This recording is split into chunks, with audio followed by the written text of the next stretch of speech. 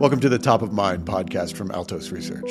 This is the show where we talk to real estate industry insiders and experts about the trends shaping the market today. Enjoy the show. Mike Simonsen here. Thanks for joining me today. Welcome to the Top of Mind podcast. If you follow along with Anthemos Research, you're familiar with our weekly real estate market data video series. With the Top of Mind podcast, we like to add context to the discussion about what's happening in the market from leaders in the industry. Each week, of course, Anthemos Research tracks every home for sale in the country, all the pricing, all the supply and demand, all the changes in that data, and we make those insights available to you before you see it in the traditional channels. People really need to know what's happening in the housing market right now. So if you need to understand the housing market or communicate about this market to others, go to anthemosresearch.com and just book a free consult with our team. Let's review your local market and teach you how to use market data in your business. All right, let's get to the show. Today, we're talking about the rental market with Anthemos Georgiades. Anth is the co-founder CEO of Zumper, whose mission is to make renting a home as easy as booking a hotel. The rental market interacts in sometimes surprising ways with the rest of the housing market. So we're in this period where massive apartment construction has started. That started like in the free money years is now coming online. So there's so much to learn about rental housing in this country. So we're going to dive into Zumper data and explore everything we can about the rental market in America today. So Anth, welcome to the show. Thank you for having me, Mike. Let's start with Zumper and your background. Tell us about the company and you. Zumper is, as you mentioned, an online residential rental marketplace based in the US and Canada. We are about to turn 12 years old next month, which for a startup makes us very old, but as a marketplace in prop tech makes us like a teenager. Our competitors are typically much older. And I started Zumper during business school when I moved to the US as a frustrated renter. So came at the problem from the consumer side. But as all marketplace founders know, to build a great marketplace, you kind of have to become probably more of an expert at actually the B2B side. And so I've spent the vast majority of my last decade understanding landlords, property managers, what they need, what gets them going. And so, here we are.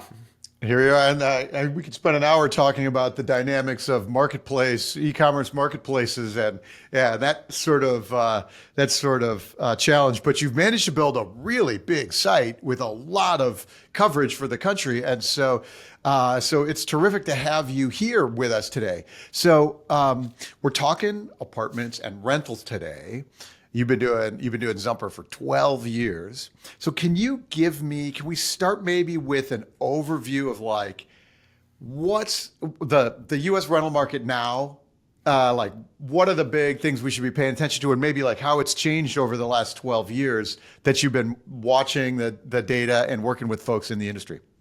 Yeah, I mean, high level stats to kind of start at 50,000 feet, roughly 110 million Americans rent.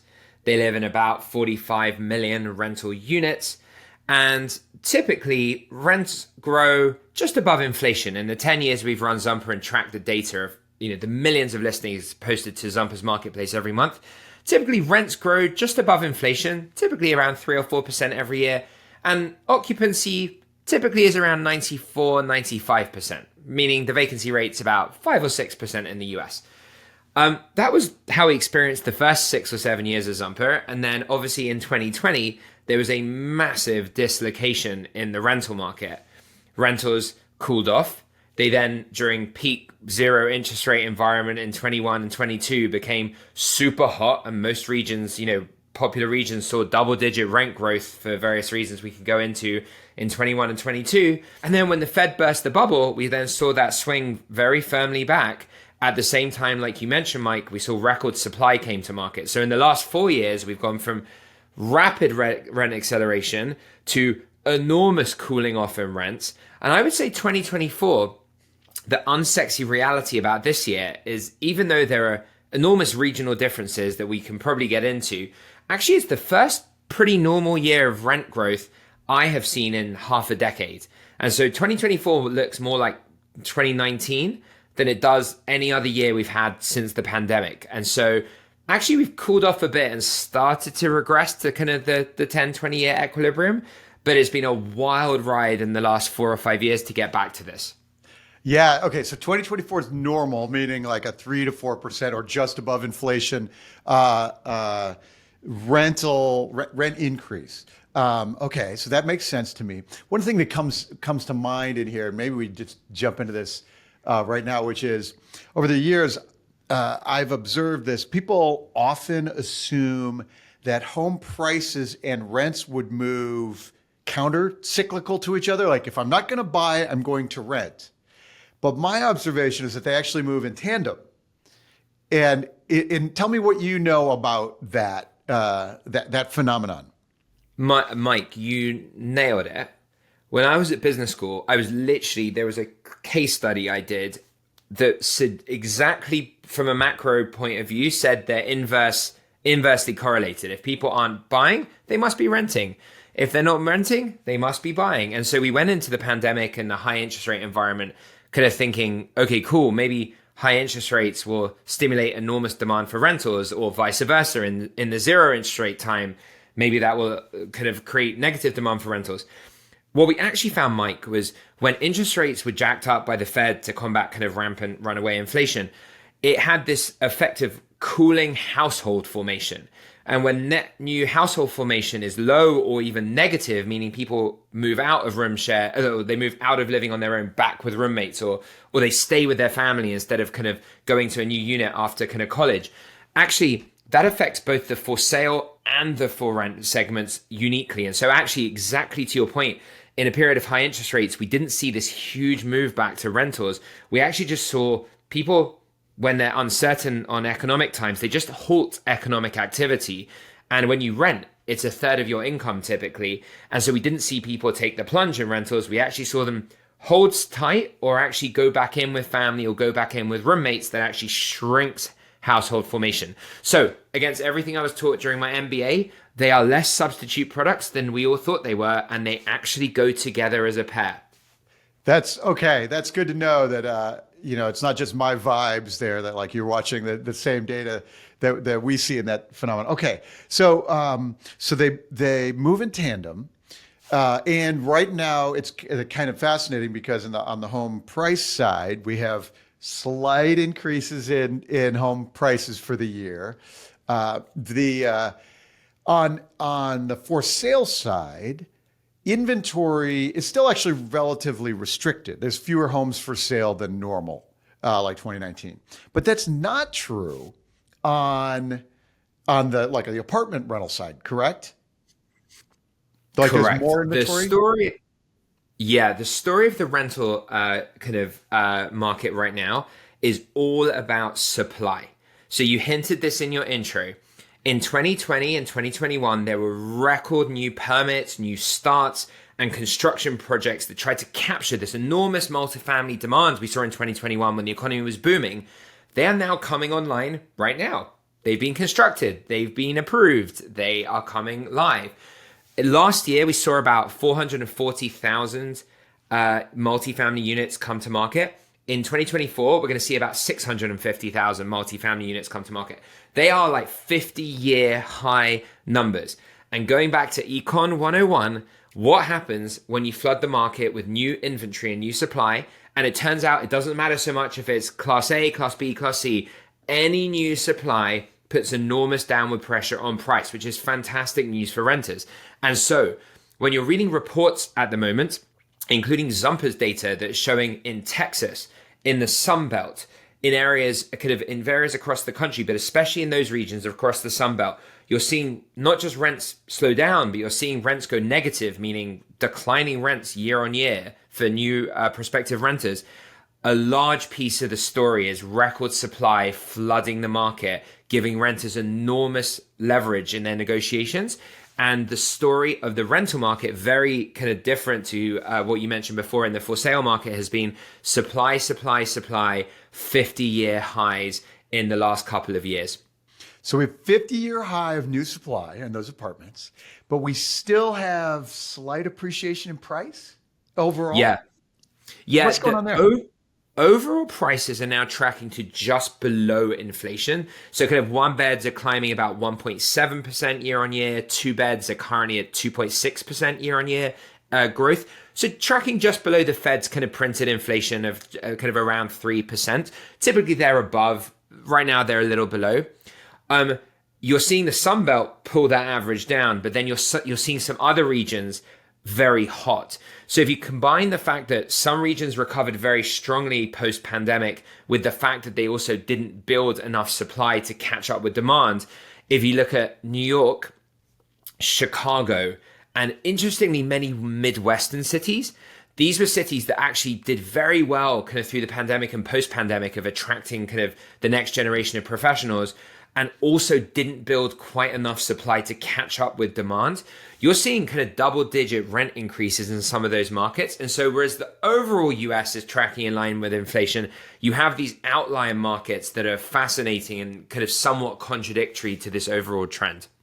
That's super fascinating because, like we mentioned already, like that also mirrors the for sale side. Like the Midwest and some of the Northeast markets have been the hottest, tightest inventory and hottest on the resale side as well. So those parallels are happening in both places. It's counterintuitive because you assume everybody's moving out of the Midwest and moving to Texas, or and so you assume that trend is underway, but because of the construction side, it looks like the supply and demand, the supply is actually down where, like in Texas coming on.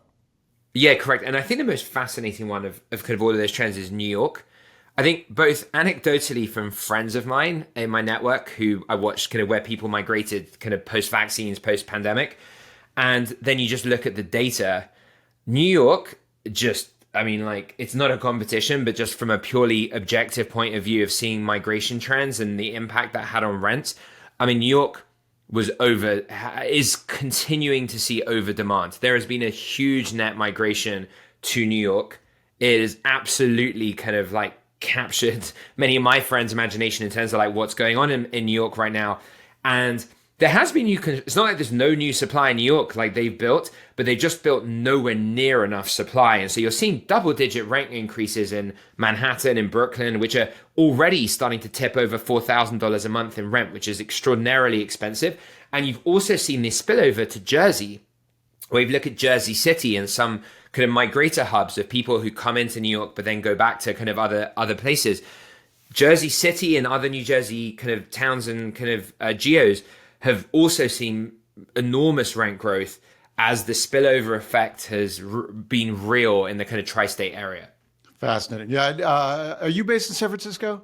Yeah, Zumper's the HQ is in San Francisco. Yeah. Okay. Yeah, me too. And so it's like, it's not a competition, but I'm paying attention to who's moving to New York. It's funny what the thinking about it is like. One way I've described it is like we used to build homes where people want to live. Now people want to live where we build homes. And so you can see a lot of that activity going on that way. Okay, so to wrap up this like big supply, so you said 650,000 units coming online this year? Expected to come online in 24, correct? 24, so multifamily, 50-year high. But then... is it also true that the starts now are really low? So like we're in the next 5 years, we're going to actually switch this totally around? Yeah, so just like the same lag effect that in 20 and 21, we knew there'd be this record supply now. The record supply was slightly delayed by supply chain issues that happened during COVID, but somewhat predictable. You are absolutely right. In 25 and especially in 26, there will be a significant drop-off in multifamily deliveries to market for obvious reasons. The asset class is kind of under question right now. There's a lot of distress in the system. Variable interest payments have just gone through the roof for anyone who has floating rates.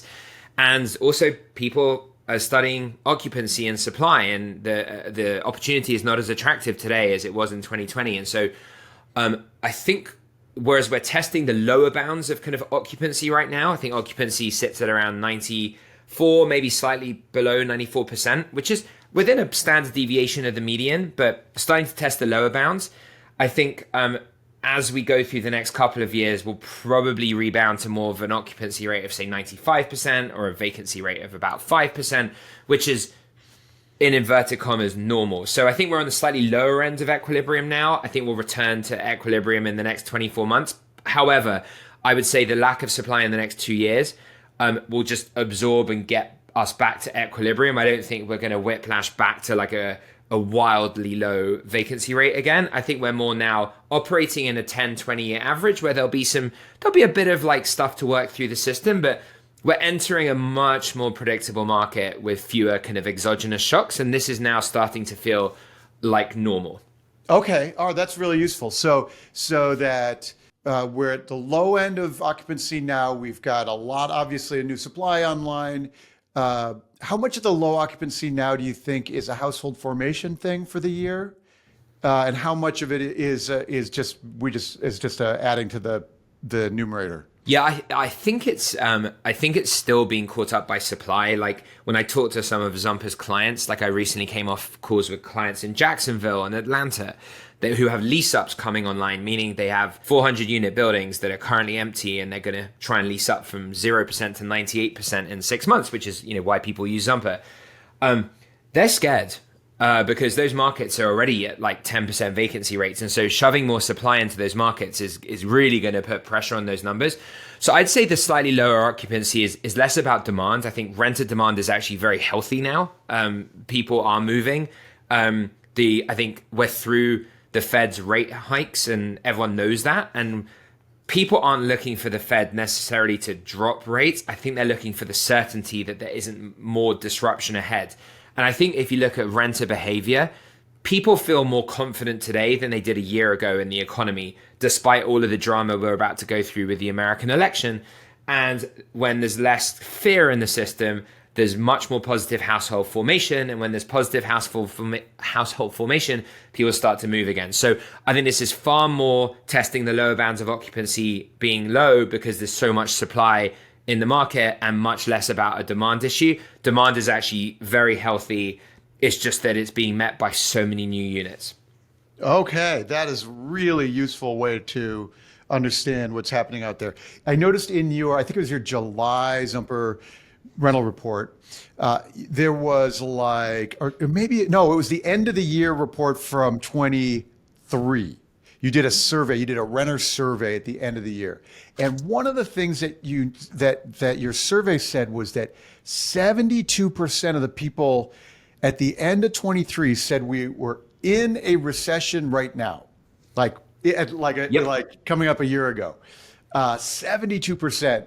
And while, data-wise, there was no recession in sight, but people thought we were, and especially maybe renters thought we were. Is that what's changing now? Or are those folks feeling more confident, or what else? Or how do I think about, what does that mean for the rental market? Yeah, I mean, Zumper's typical user is like a 30-year-old woman. That's like a kind of a younger millennial, kind of professional, typically living in like a kind of primary or secondary market. She felt like her real wages were declining at the end of last year. If you think about it, we absolutely did not hit the kind of technical definition of a recession.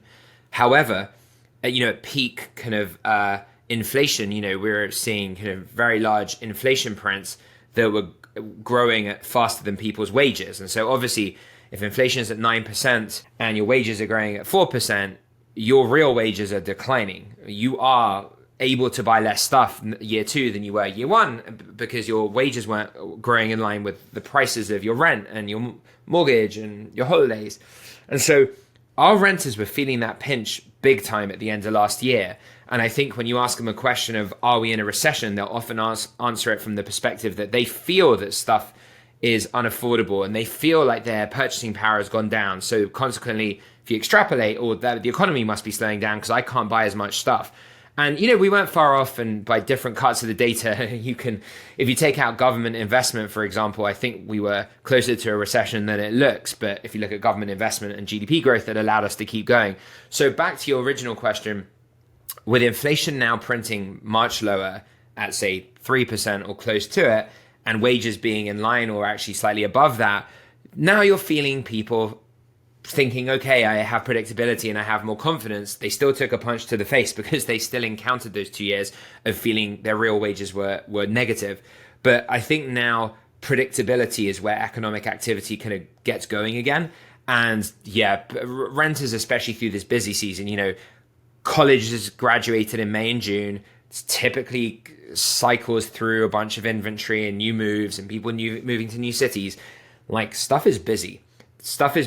The one wrinkle I'll add, which is one nuance, is renewals are up. So actually, demand is strong, but we're seeing an increase in renewals, meaning actually Zumper renters who a year ago found a unit are now actually staying in that unit and negotiating with their landlord. So they're not moving out and moving back with roommates. They're sticking the landing. But instead of just constantly switching and finding new things, a lot of people are still staying in place, but they're using the fact that rents are down or slowing to actually renegotiate, which is a slightly different pattern in 24 to what we used to see kind of before the pandemic. But overall, consumer confidence is definitely up. And I think the fact that we have a very uncertain election ahead and yet consumer confidence is higher than it was at the end of 23 tells you a lot about how much better people feel about the economic situation. Great. That is really useful. So, and it's actually more optimistic than I would have guessed. So that's terrific to know. And I think it's really fascinating that you point out that renewals are up. So the percentage of people who are not moving when their lease is up is high. And that actually also mirrors the for sale market. It also mirrors things like the job market. So there are fewer people quitting their jobs. There's fewer fires. So we have much more staying in place, like the great stay happening. And I've noticed a parallel on the for sale side with the employment numbers.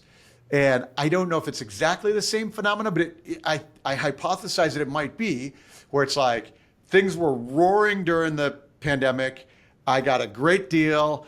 I ain't messing with it. I'm not moving. I'm not like, you're rocking the boat.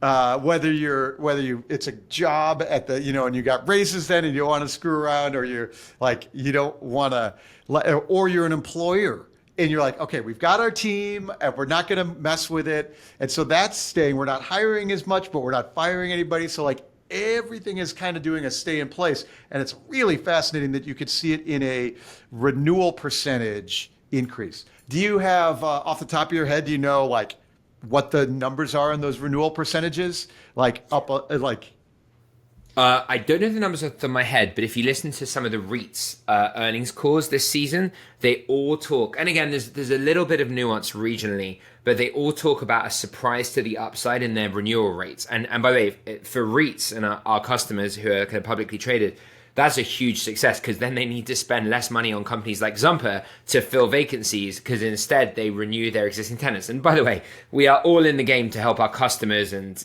like our job is to make them long-term successful and help them. So we're fine with that. But it's been a topic of conversation on earnings calls that has come up repeatedly, that they're renewing to the upside, which is really interesting. And one thing I'll say, Mike, as both of us who run tech companies, is yeah, like in terms of employment, where we are in a, I guess people would say this is more like the norm, but we've seen like software engineering. Zumper employs a bunch of software engineers. We have a phenomenal software engineering team, but we really haven't hired many software engineers in the last 12 months. Whereas 5 years ago, we'd be hiring tens and dozens, and it would be a very, very competitive and hot market. This year, you've read of reports of CS graduates, computer science graduates, who can't find jobs in Silicon Valley or on the East Coast. It's like unheard of before the pandemic. But this year we've just seen people not be able to find coding jobs. So there's definitely a shift afoot. And in terms of your point about people staying in place and kind of not undertaking crazy spend, but conservatively inching back into like growth, I think we've seen that as Zumper ourselves, just as an employer as well. Those are really, really fascinating trends to know, and I appreciate that the rental perspective on there. We talked a little bit about like 24, 25, maybe 26 with fewer properties coming online. Do you have a vision for the longer term future? Like what should we be thinking about? Do you think about like the big demographic trends? Like so a 30-year-old is your demographic, 30-year-old professional. That's like, late millennial now. As that big bulge of millennials moves on, what does that mean for rentals? Like in the second half of the decade? Yeah, I think you may not expect me to say this as someone who runs one of the big residential rental platforms, but I think the core message is the American dream and home ownership is not dead. I think you've read like a million articles saying, including using Zumper data, because we survey our renters all the time. Fewer Americans today believe that home ownership is a part of the American dream. I think 30% of renters we survey at the end of last year said home ownership is not part of the American dream. However, let me just flip that. 70% of Americans still do believe, and these weren't just Americans, these were renters who currently rent. 70% still do believe that home ownership is part of the dream. And actually, the kind of non-seismic answer to your question is, I think most renters still absolutely have the ambition of ownership.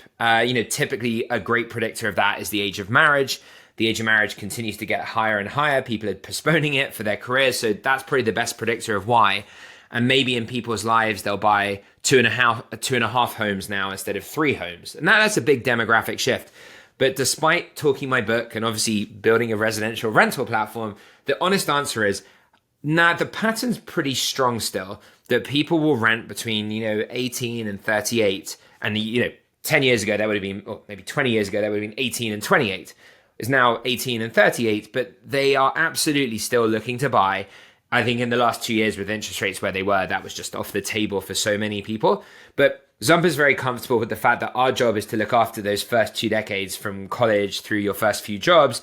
And then there's just a natural handoff point where people will decide to buy, and we're delighted for them. The only final wrinkle to that is you've also seen people after home ownership and after kind of their kids have left for college or their first jobs have actually gone back into the rental market. And there's this like really cool segment right now of kind of 55 plus who are now downsizing and renting again. So that's kind of an interesting trend to watch. But I think the honest data-driven answer is home ownership is here to stay. There's no seismic change, and renters will continue to have the ambition of moving into home ownership. And typically from the data we see, the age of marriage and the point at which they kind of enter kind of their first relationship, whether it's serious and move in with someone, is the point at which they'll consider it. So I think our job is to capture them kind of in their young years and then potentially in their older years. But I think that middle year of bringing up a family and having the ambition to own a home, if rates come down to something more affordable, I think you'll continue to see it. The one caveat to everything I've said is if the new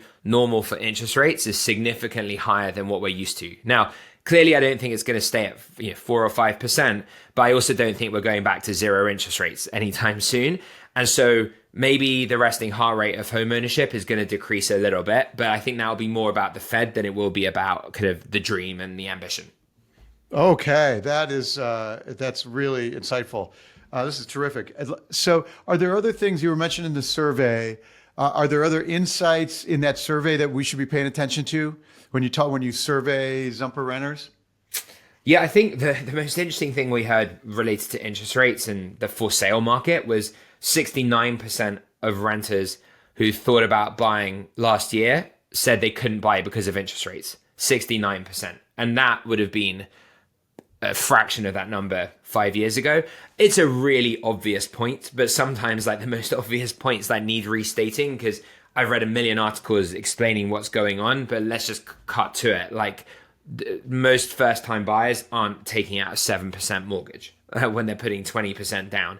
So the most obvious data point we found last year was that 69% of our renters said buying was off the table because the interest rates were way too high.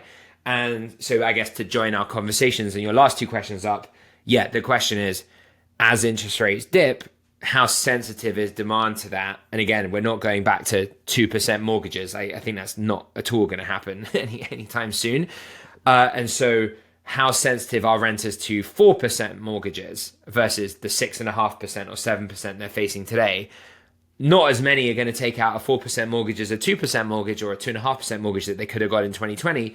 But let's see. So I think for the home ownership side of the equation, the next 2 years will be fascinating. And I think watching what the Fed do and what they signal around like the kind of resting heartbeat of their interest rates is going to be fascinating. But my guess is we're 15, 18 months away from knowing what the resting heart rate is. And we still haven't seen the first rate cut as we talk in early August 2024. And I think, most people think we'll see one this year, but we haven't even begun the journey down yet. And let's see. One of the things I wonder about is how far back do consumers look? As a home buyer now thinking about 7% rates in May, or are they thinking about 3% rates from 2 years ago?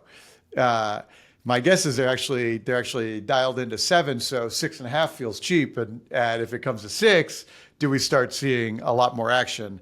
We really a fascinating view.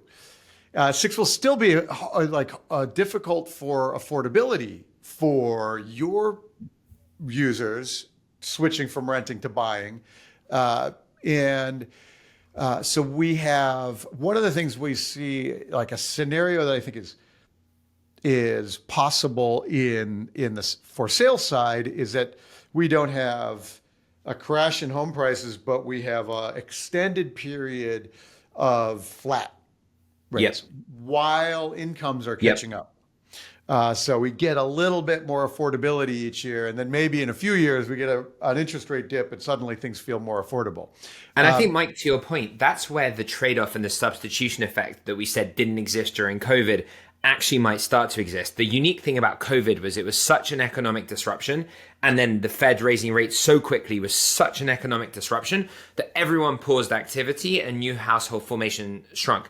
Now, where that doesn't apply is now if we're in a normal economy that gets back to very boring normal growth, then we actually might see sales and rentals as substitutes, because with interest rates at 4% or 3%, or mortgages, sorry, I should say at 4 or 5%, then you would have a renter, and I think a first-time buyer consider, can I afford a 4.5% mortgage, or should I just keep renting? And I think that's where the substitute effect that comes in Econ 101 does apply, but it didn't apply before because you had so much economic uncertainty that it just shrunk formation before it did anything else. So I think there's probably nuance to our previous conversation that will maybe happen in the next 12 months, but those economic textbooks didn't really account for what happens where the Fed has to raise rates faster than it's really had to do in a very long time.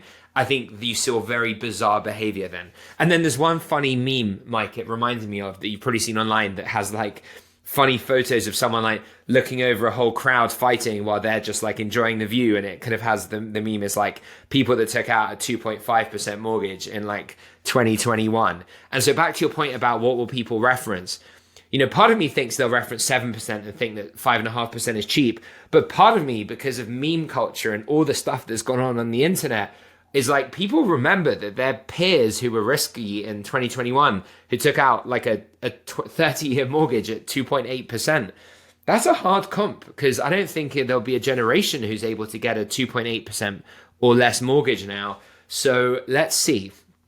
That's a really fascinating observation. Like I remember when I, bought my, I've said I've been wrong on interest rates for 30 years. Like I bought a first house in the 90s at whatever it was, 7 or 8%. And I locked it in for 30 years because I figured it's got to go from here. And then I bought another house in 2001 and, at 6%, I locked it in for 30 years. And I bought another one at 4%. And I was like, I've just been wrong for 30 years.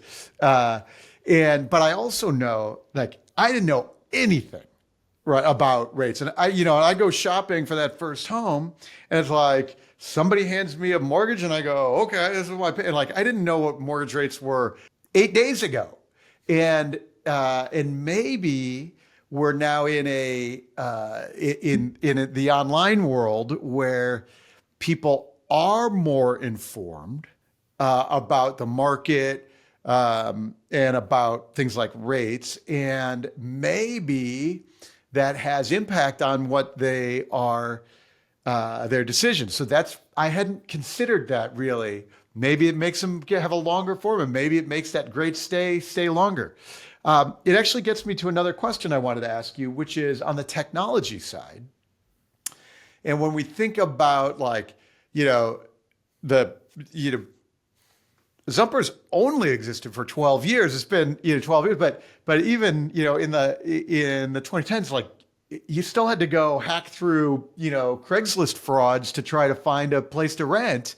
And before that, it was, like walking around a neighborhood looking for a sign in a window. Does the technology, what's the technology change done for the market? And like, what's next for like, is it for the consumer? Yeah, for Zumper's first 10 or 11 years, we were very firmly like a Web 2.0 marketplace, meaning you can transact in the marketplace, you can kind of read, write, and I count mobile, kind of iOS and Android as part of that kind of Web 2.0. Other people talk about native mobile as like a compute shift. I think that was more like a format shift that you could use it on different things. I think it's very clear in the last like 24 months that we're entering a quantum leap in computing, which is Web 3.0. Forget Web 3 and crypto. I think that was like a very clever branding exercise. I think Web 3.0 is the true computing shift we are underway, which is, AI. And the differentiators will be obviously answering your questions, not just giving you a bunch of options, and also action, like assistants, agents, doing things.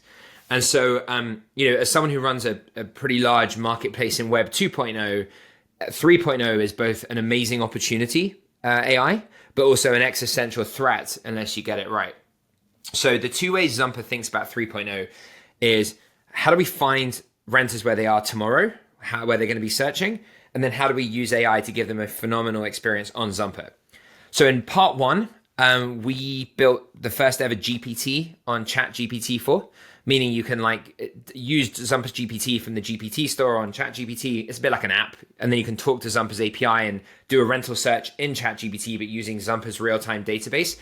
It's still a small percentage usership of Zumper's users, but it's more like skate to where the puck is going. And I think we know that more renters will use Gen AI one browser windows in the future, and Zumper has to be part of that. And we are currently the only rental marketplace that does that. Then part two is, once we bring them onto Zumper, because all of those kind of Gen AI platforms, I'm still bringing users back to Zumper's marketplace where we have the best information. On Zumper, we are going to launch something later this year that is a rental assistant that will go far beyond just Q&A. She will help renters actually transact, book into things, kind of order their kind of like open houses and stuff like that. And so I think 3.0 for us is both kind of find renters where they're going to be tomorrow, and then when they're on our platform, allow them to take actions that is far more seamless than what they had to do before. And I think that if you think back to like companies like Zillow, who launched way before I'd even moved to America, and it already existed when we launched Zumper, they completely crushed it because they won Web 2.0, specifically at SEO. They just have dominated SEO for 25 years. I think the opportunity now is, as the world's changed, how do marketplaces like Zumper go early on Web 3.0 and become the absolute winners of the AI kind of transformation? And I think we're at the first pitch of the first inning, and I don't have a clear answer, but I like experimenting with things with my team and failing fast and often. But I think we have a pretty good foothold on the beginnings of something really big, but it's still very early. Yeah, fascinating. So the AI SEO as one of with the ChatGPT plugin, the GPT app there. So let's walk through that for a second. That experience, what is that LLM text experience? What does that get me as a searcher? Like it didn't happen, in Web 2.0. Totally. I think it's two things, literally specifically. I'll answer it with, any of you can do this if you just go to ChatGPT and type Zumper or type apartments or houses for rent, and you'll get Zumper, and use our GPT and talk to us. Two advantages, but again, I want to be clear, Mike, this is super early and it's like under 1% of our traffic. We have millions of monthly users and this is under 1%, but it is exciting. Two things. First of all, you can search semantically. So instead of clicking the filters or narrowing things down, you can just talk to us and to our API through ChatGPT, and it is a nice way to search. The second one is probably more powerful, which is we can marry Zumper API queries to web queries that ChatGPT can do and give you like a really great answer. So my favorite example of this, which is actually something that, many of our users want, is, hey, I'm moving to LA. I'm looking for a 2-bedroom for under $4,000 a month. It's got to be in these neighborhoods. And I want it to be within a 6-minute walk to a Whole Foods. Now, Zumper on our platform can give you the first half of those queries. But what we don't have embedded in our kind of core search experience is we don't track commute times to Whole Foods. And by the way, they could have said Whole Foods, they could have said Walgreens, they could have said a pub with a 4-star or better rating. And obviously, Zumper's marketplace isn't acute enough to have all of those specific ratings. But if you marry the API call on Zumper to get real-time inventory to ChatGPT using its real-time kind of LLM to understand where Whole Foods are, that query is amazing, because it will give you the perfect overlap of Zumper's API and what ChatGPT's LLM knows. And so the Whole Foods queries or the, hey, I want to live near a nightclub, they're really cool. And I would say it won't replace Zumper or kind of marketplaces, because we've still had to do all the plumbing for real-time inventory. And like, actually, that's a lot of the value I think now marketplaces have, is the back-end infrastructure of real-time level availability. But now I think our job is to capture the demand in more advanced ways before bringing it in. And the Whole Foods query is so simple, but it is so good. And it is the perfect example of something Zumper's own website wouldn't do. But using an LLM, you can do ad infinitum, because instead of writing Whole Foods, you could write anything and it will answer the question. Terrific. That's super neat.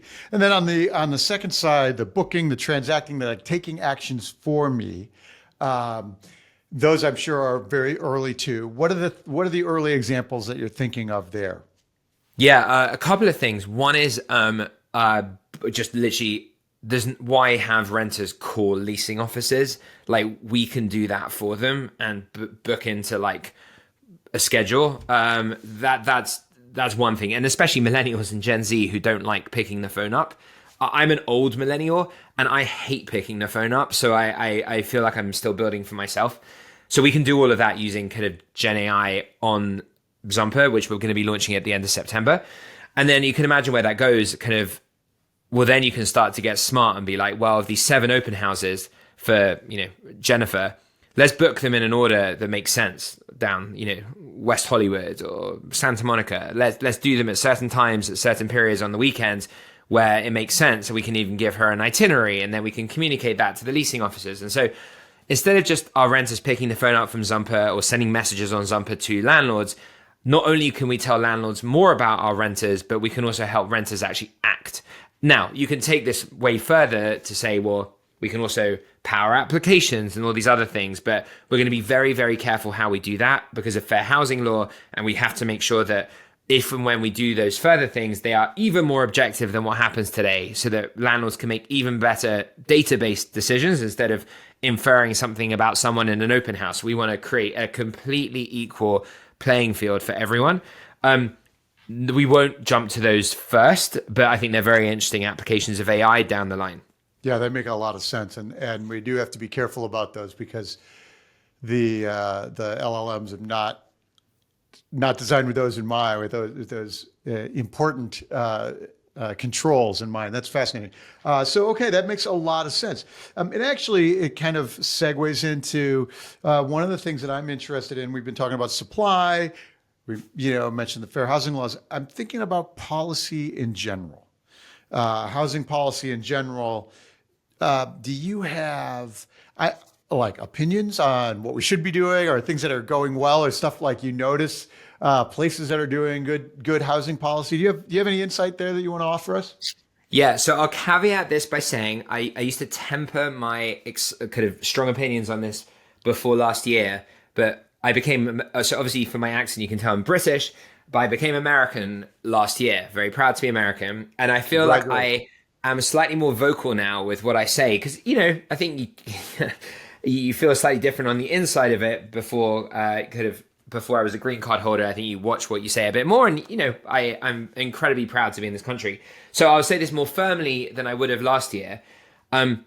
Anything that tries to artificially meddle in price in the housing market is like insane and virtue signaling.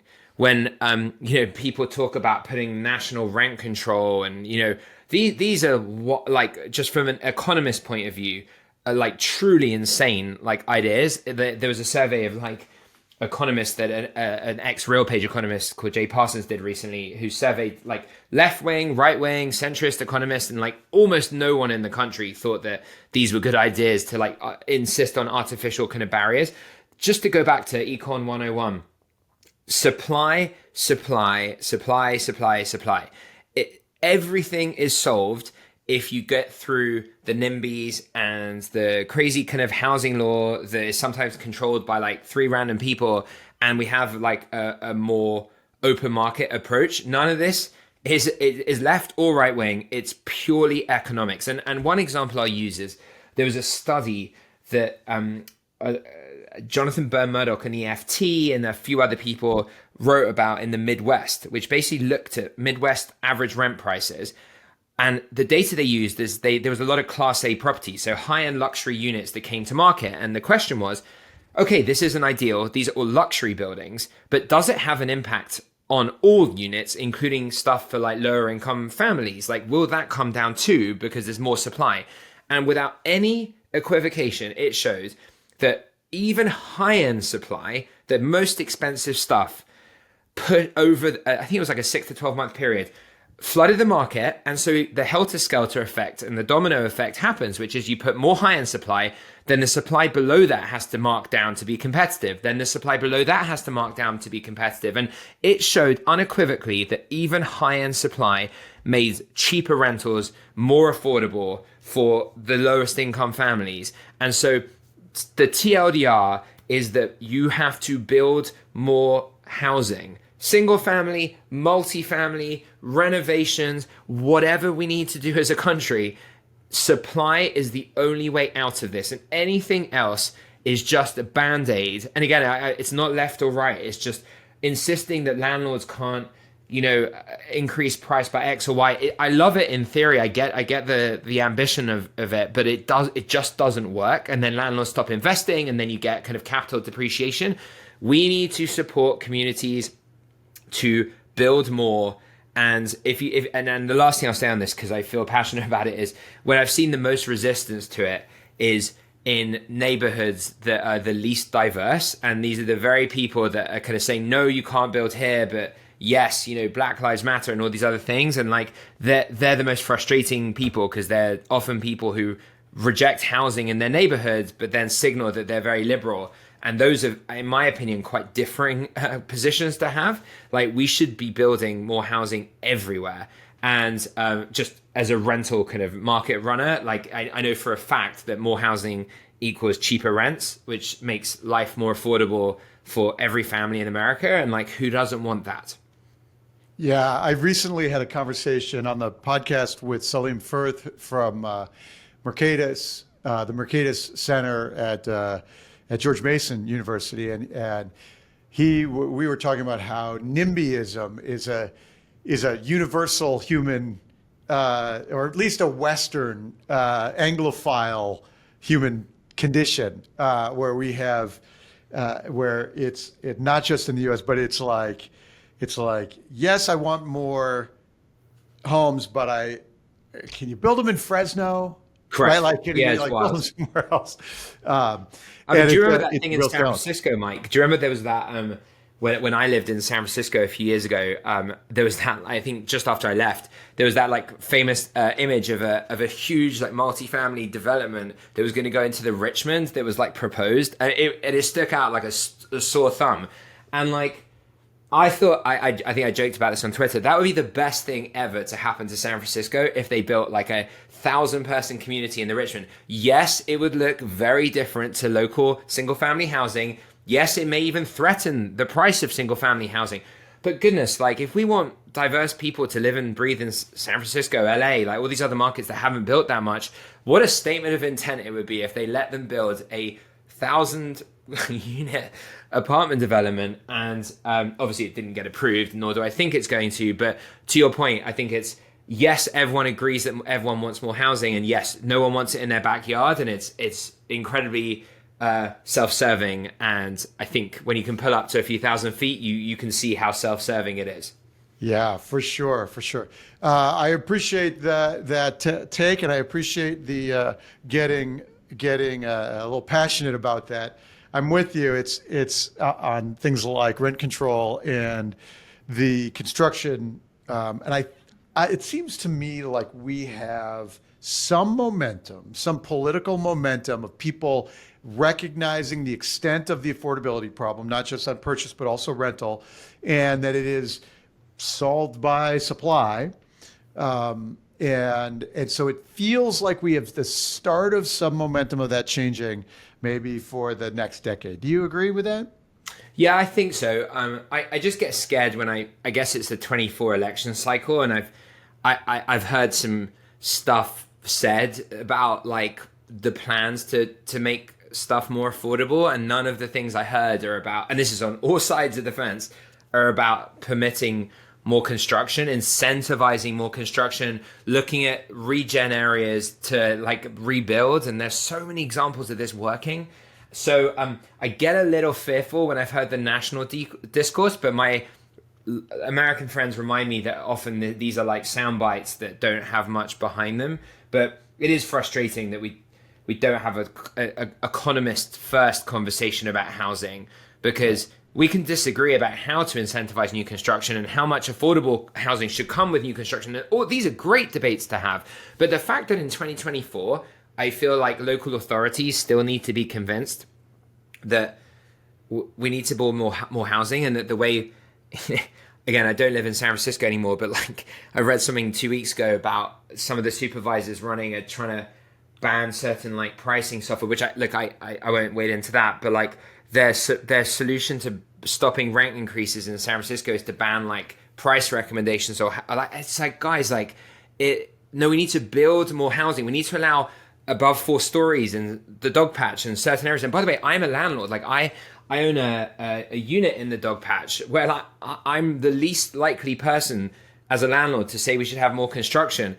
Of course we should have more construction. Let us build higher. There should be much more construction. We should build way more. And it's very frustrating to hear everyone come up with every idea apart from build more supply. And I literally think a 14-year-old knows the answer to this question of how do you make rental housing and by extension like for sale housing cheaper for Americans. But we just deviated off like very simple like 101 econ, and whoever wins the election, whoever wins local elections, I just hope we get back to like the fundamentals of supply and demand, because sometimes it is that simple. Not always, but it often is that simple. Yeah, and I think there's on the political side, especially at the national side, affordability, an easy, immediate solve for affordability is give some money, give some incentive, give some discount, give some tax credit, which are all demand side boosts, but it's the knob that they have, right? Where you can't at the federal level go, let's build more houses, because it's all locally controlled. So it's a lot slower lever. So, and so, at the federal level, somebody recognizes an affordability problem and they go, well, we can go tax credit, it'll be more affordable. So I'm with you. I believe that there is some momentum at the local level too, that recognizes that. And, especially here in California, where you're like, if you're in political leadership in California, and your kids have to move to North Carolina to afford a house, like you start thinking about, we might want to change this thing. So feels like maybe there's some momentum underway. I'm glad to hear it. Good. Yeah. Well, look, Anth, this has been terrific. I really appreciate your insights on the market and where we're going in the future. So it was exactly what I wanted to get out of the conversation. You guys publish at Zumper. You publish a lot of data and a lot of research. Where should we go to find you? And obviously Zumper.com. What else? Where should people go find you? Yeah, Zumper.com, our apps. Our blog is once a month where we publish this kind of like the kind of big size of rent data that we talked about, where we just look at the prevailing rents on our marketplace and publish them once a month for free, because we just it's like part of the service is just to be a kind of one of the thought leaders in the space, and we sit on a bunch of unique data. And then I'll typically tweet about this kind of stuff a few times a month. If you're interested, I'm just at Anthemos on X, and kind of not particularly spicy takes, but we tweet out the kind of prevailing trends that we see and just try and kind of get people's opinions and see if it resonates with people in those markets. So yeah, great. Those are the places we are. Spice is not required. It's probably the spice is probably counter to the value actually of what you're providing. So that's terrific. So Anthemos Georgiades, thank you so much for your time. Zumper, Zumper.com, Zumper in the rental apps. When you're renting your house, go find there. Really appreciate it. Everybody, this is the Top of Mind podcast. Thank you for joining us. As always, if you enjoyed a conversation like this, I appreciate a recommendation of 5 stars so that other people know how to find us, and we can continue to help inform the market. All right, everybody, back soon. Thanks.